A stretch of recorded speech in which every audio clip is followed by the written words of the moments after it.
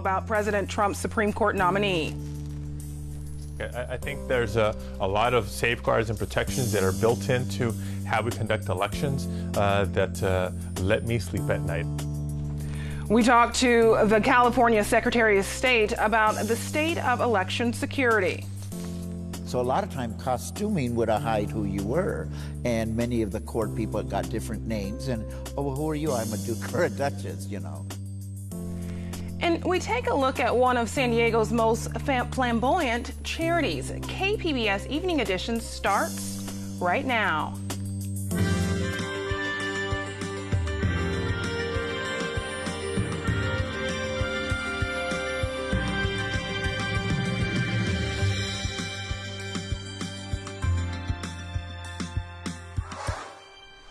Good evening, and thanks for joining us. I'm Ebony Monet. A federal judge in Seattle has temporarily blocked President Donald Trump's travel ban. That ruling is effective nationwide. Today, the judge granted a temporary restraining order at the request of Washington State and Minnesota. Lawyers from the U.S. government argued the states don't have a standing to challenge the order. They said Congress gave the president authority to make decisions on national security and admitting immigrants. But Washington State Attorney General says the order is causing significant harm to residents and effectively mandates discrimination. A San Diego business major is one of 3 California students suing over President Trump's travel ban. Wasim Galeb is a citizen of Yemen, one of 7 majority Muslim countries covered by Trump's executive order. He's been unable to return to his studies at Grossmont College. The suit was filed in San Francisco yesterday. It says the ban is unconstitutional and has created hardship for students. The students are being joined in the suit by a Jewish community group in the Bay Area, which says Trump's order is, quote, dishonoring our history, it's dishonoring our values, and it's bringing chaos and despair to the lives of everyday people. The Justice Department says it's reviewing the suit. One of Trump's decisions that's getting support in San Diego, his Supreme Court nominee. Some San Diego gun owners are hopeful that Neil Gorsuch will be helpful should challenges to California's new gun laws reach the High Court. At a shooting range in San Diego's East County, gun enthusiasts have found hope amid what's been a losing gun battle. I'm hoping that we get some of these laws changed in the state of California. 6 new gun laws took effect last month, including a ban on some assault weapons and background checks for purchasing ammunition.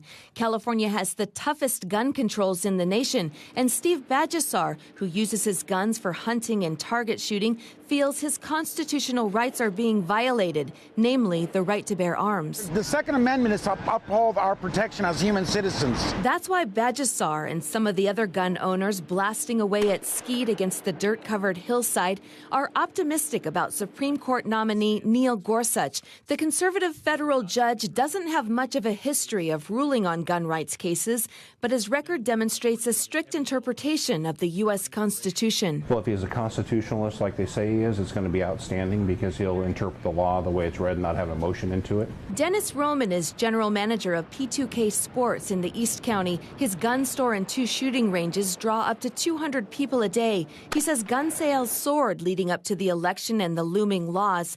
Now, bans on some semi-automatic rifles have dampened sales. He's hoping Gorsuch, if confirmed, will help turn things around. Well, anything positive out of the Supreme Court that will help ease restrictions on the Second Amendment will definitely be a benefit for what we're doing in California. Ron Marcus, with the San Diego chapter of the Brady campaign, says it's conceivable with more conservative justices that the landscape on gun control could shift, but he emphasized the need for gun protections hasn't changed. We have more guns per capita in this country than any country in the world, and we have more gun deaths per capita in this country than pretty much any country in the world. He says no extreme view is going to be the right view. His organization is working to find a middle ground that Americans can support. Preserving the rights that are in the Second Amendment, but at the same time, helping everybody in society to feel safe from gunfire. Susan Murphy, KPBS News. A California lawmaker wants to prevent landlords from threatening to call immigration agents on their tenants. Assembly Bill 291 would also forbid landlords from disclosing immigration information about their tenants. Violators could be fined. Democratic Assemblyman David Chu says his bill would eliminate one of the methods the Trump administration could use to deport immigrants. President Trump has signaled California as one of the states where he believes there was massive voter fraud during the November election. The president has provided no evidence of the voter fraud, but he has talked about initiating a nationwide investigation. KPBS reporter Steve Walsh talked to California Secretary of State Alex Padilla about the safety of California's election system. You know, a week ago, the president was talking about signing an executive order. Supposedly, it was written up and ready to go. Have you seen any evidence that this investigation is underway? Has anybody contacted you about this? Well, still no evidence of an investigation, and still, frankly, no evidence of the voter fraud he claims to know about, claims to have. We've been at this for a couple of months now. His first allegations of rampant voter fraud came in November during Thanksgiving weekend, post-election. We invited Team Trump then to come forward with any evidence, any proof of voter fraud, because we're happy to look into it and hold people accountable, but still nothing. And I'm personally more concerned that now there's a call for an investigation based on allegations that have no basis, no evidence, no proof. All right, so let's go through some of the things that are out there. The whole notion, I've only come to California in the last 2 years. I'm thinking I'm probably still registered back in Indiana, where I'm from. Am I in trouble in some way? Is that a real problem? No, what's supposed to happen is when you register to vote here in California, there's a box on that form that asks, have you been previously registered to vote, and if so, where? So that the new county officials can alert that old jurisdiction, whether it's another county in California or the other state where you've moved from, to go ahead and take you off the rolls there. But the way things are, every state conducts their own elections. So technically today, it's not a federal offense to be registered in more than one location, because administrative upkeep of the list is one thing, but that's very different than voting twice or voting in multiple jurisdictions. So unless you're going to tell me you voted twice, I think we're going to be okay. Okay, so no, I did not vote twice, but let's say I was from Ireland and I've been in California for 10 years, and I decide when I go in to renew my driver's license that it's about time I start voting here in the U.S. Why can't I just go in and grab a form and go ahead and register to vote? Well, we do have opportunity for people who are eligible to register to vote through the DMV, and we've been required by the federal government to do so for a couple of decades now. We call it motor voter. It was approved as federal legislation, federal policy on a bipartisan basis, believe it or not. We used to have bipartisanship in Washington, D.C. And so voter registration, whether it's on paper or online, when somebody does register, they have to attest affirmatively that they're indeed 18 years or older and a United States citizen. When they sign that form, it's under penalty of perjury, so there's significant federal offense if you break that kind of law, with up to 3 years in prison. So it's not to be taken lightly. There's that and a lot of other safeguards in effect, and I think they're working because the evidence is clear. Study after study, investigation after investigation shows that while voter fraud may exist, it's very isolated, statistically nearly non-existent, and exceedingly rare. Is there any concern in California that somehow somebody, the Russians, anybody, could hack our elections, literally hack the ballot box? Look, I think there's a lot of safeguards and protections that are built into how we conduct elections that let me sleep at night. I feel pretty good about the integrity of our elections. Things like the machines that we use to vote and to count ballots, they have to go through a certification process at the state to be eligible for use in California. On election day, the machines we use to mark our ballots, to cast our ballots, to count our ballots, by law cannot be connected to the internet. So there's no way to systematically rig or hack the election. And we even go a step further. We require every county to hand count 1% of those votes out there to make sure that the manual tally aligns with the machine count, not just to ensure the accuracy of the results, but obviously the integrity of the results. All right. Secretary of State Alex Padilla, thank you so much. Thank you. Appreciate it. California lawmakers are calling for more protection of the right to free speech on college campuses. This comes after a violent protest on the UC Berkeley campus earlier this week when right-wing speaker Milo Yiannopoulos was scheduled to appear. The speaking event was canceled after campus police determined it was unsafe. Some lawmakers say canceling the event curtailed free speech. The fact is that for many years now, our universities have been taking actions that are restrictive of freedom of speech and that have made university environments hostile to certain points of view. For example, by adopting campus speech codes that restrict freedom of speech in violation of the First Amendment, or otherwise trying to shelter students from points of view that they disagree with. But other lawmakers say it was a matter of safety. It was a near riot out there, and I think the UC administration, the police did the right thing. They didn't want to have anybody get hurt, and so they pulled the plug. And, you know, there's some fallout either way, but I think it was the right call by the university. UC Berkeley has long been a bastion of liberalism and free speech. We sort out the chaotic week and local reaction that followed President Trump's executive order banning immigrants on the roundtable tonight at 8:30. Homicides rose by 22% in Mexico last year, the highest rate of increase since the height of the drug war. And in Baja California saw an increase of 42%. Experts say there could be several reasons for the uptick, including the fragmentation of criminal groups and a resurgence of conflicts between drug cartels. Mexican drug lord Joaquin El Chapo Guzman was back in a New York courtroom today trying to get his jailers to be a little less strict. Guzman is notorious for escaping from Mexican prisons. His lawyers say he's now locked up 23 hours a day, not allowed to see his wife and unable to call anyone except his attorneys. They say guards even refused to bring him water during a meeting with his defense team. The judge says there are grounds for extra security measures and made no changes to Guzman's conditions. The San Diego Airport CEO, Thela Bowens, is set to retire in March. An investigation from our media partner, iNewsSource, in collaboration with CBS 8, finds Bowens expensed more than $340,000 of airport money traveling to more than 20 countries in the past 6 years. I spoke with iNewsSource reporter Brad Racino about his report.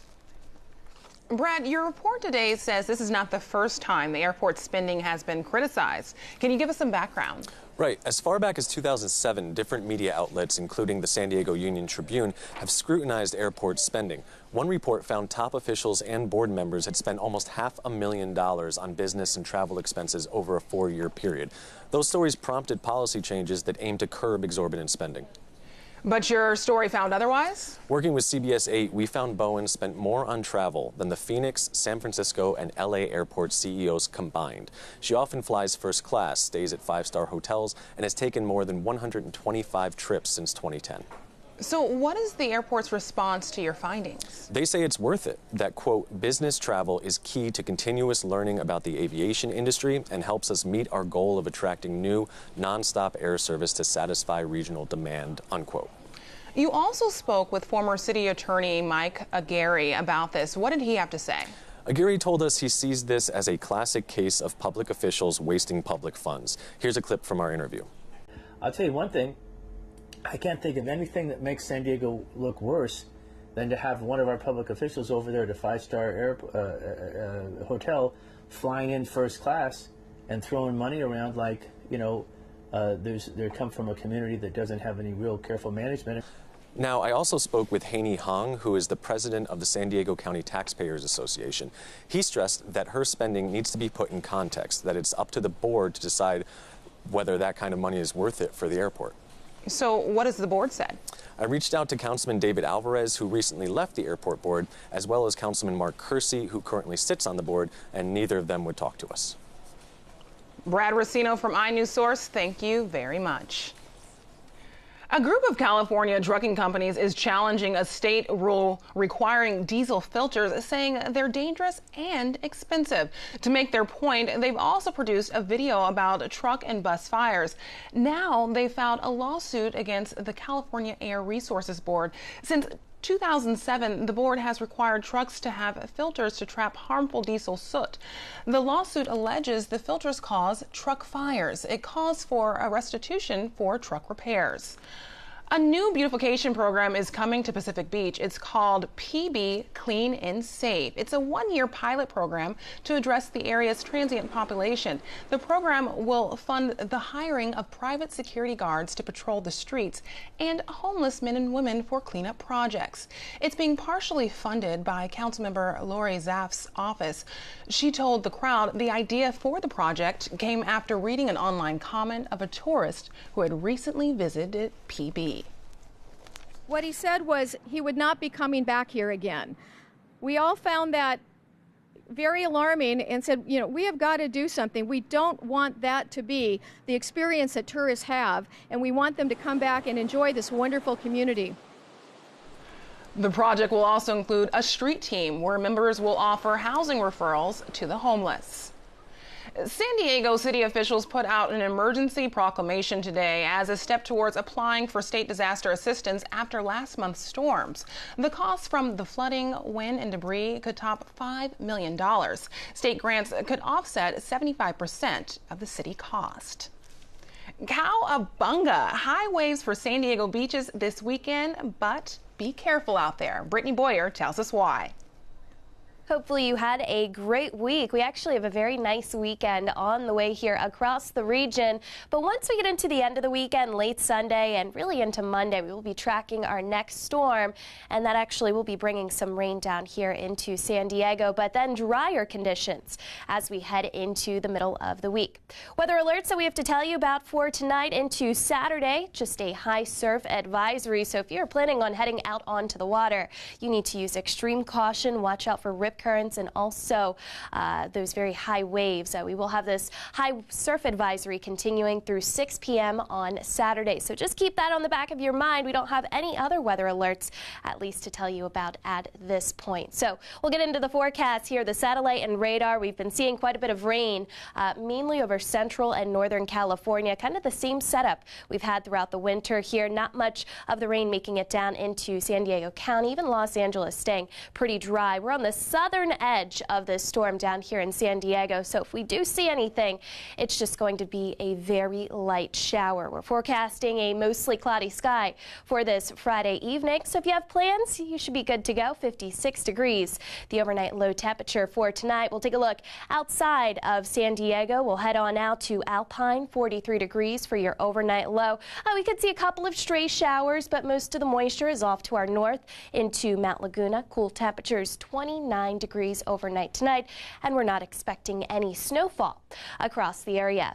By Saturday, temperatures will be a little bit cooler. Rain staying into central and northern California. Down here, we'll keep temperatures about into the mid-60s, and then we will be tracking that rain once we get into late Sunday. So future temperatures looking ahead at your Saturday. If you're going to be out and about, don't have to worry about bringing an umbrella with you. Temperatures into San Diego, 65 degrees. Chula Vista will also have temperatures in the mid-60s, and out here toward Mount Laguna, we're looking at temperatures right around 66 degrees on your Saturday afternoon. So hopefully you're able to enjoy your Saturday. We have had a bit of a wind out there for today. That will continue overnight and also into Saturday out of the northwest, mainly for the deserts and also into the mountains as well. So winds overnight as high as 20 to 25 miles per hour out there. And then we'll also see that continuing overnight. Once we get into Saturday, late in the day on Saturday, those winds will start to taper off, and we will see those wind speeds decreasing throughout the day.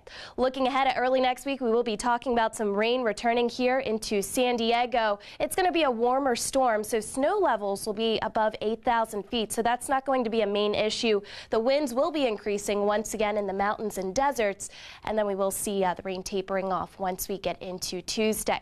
So most of Sunday is dry. We'll watch the rain move in mainly on Monday. A couple of scattered showers throughout the day. Monday and maybe a shower into early Tuesday. Other than that, we will see some drier weather heading into the rest of the week. So looking at the forecast for the coastal region, rounds of rain on Monday and then drier weather as we head into the rest of the week. Inland, we are looking at some good conditions this weekend. Temperatures in the upper 60s to near 70 degrees. Showers on Monday, and then we'll see those showers tapering off early on Tuesday. The mountains, windy tonight and also Saturday. And then into your Monday, we will be looking at some rain. Temperatures into the mid-50s. And last but not least, we'll check out the desert. Also windy conditions late tonight into Saturday, and plenty of sunshine through next week.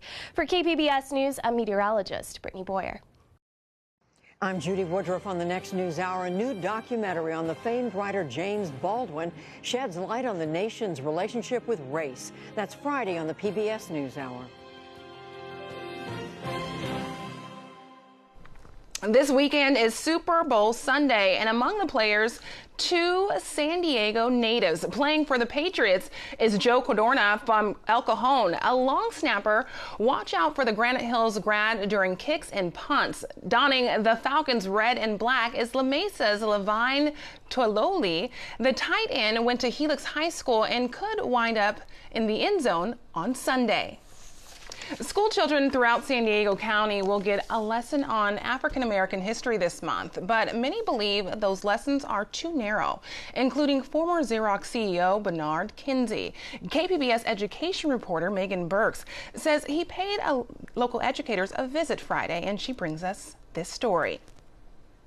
The Kinsey family has amassed 500 years worth of art and artifacts that tell the story of African American achievement. With all of the contributions of African Americans in building America, basically build America, it's really not been documented and spoken to.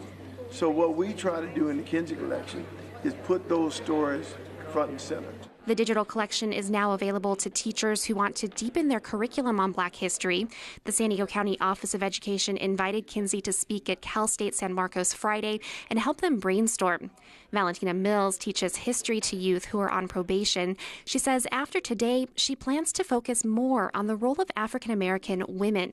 I didn't know that there were so many more women other than Rosa Parks or Harriet Tubman that are the figures that normally you cover during the month of February. Her colleague, Martin Walker, says he's going to help his students investigate Black history the way Kinsey did. I wish that more people can be exposed to it. It was a great learning experience for me as an adult, and it opened my eyes up as to what's out there and what needs to continue to be researched. The Kinsey family is developing its collection into curriculum for California students with the blessing of State Superintendent Tom Torlakson. A similar curriculum is already in place in Palm Beach, Florida. Megan Burks, KPBS News. San Diego's oldest LGBT organization is celebrating a milestone this weekend. The Imperial Court de San Diego was founded in 1973 by a group of gay men, lesbians, and drag queens. Every year since then, the court has crowned a new emperor and empress. This Saturday will be the 45th coronation. KPBS Metro reporter Andrew Bowen takes a look at one of San Diego's most flamboyant charities. It takes me about an hour just to do the makeup. Nicole Murray Ramirez is putting on the finishing touches of her royal ensemble. Yeah, and then I have to get in all this stuff. But here's the secret of it. I don't know what. Look, are you ready?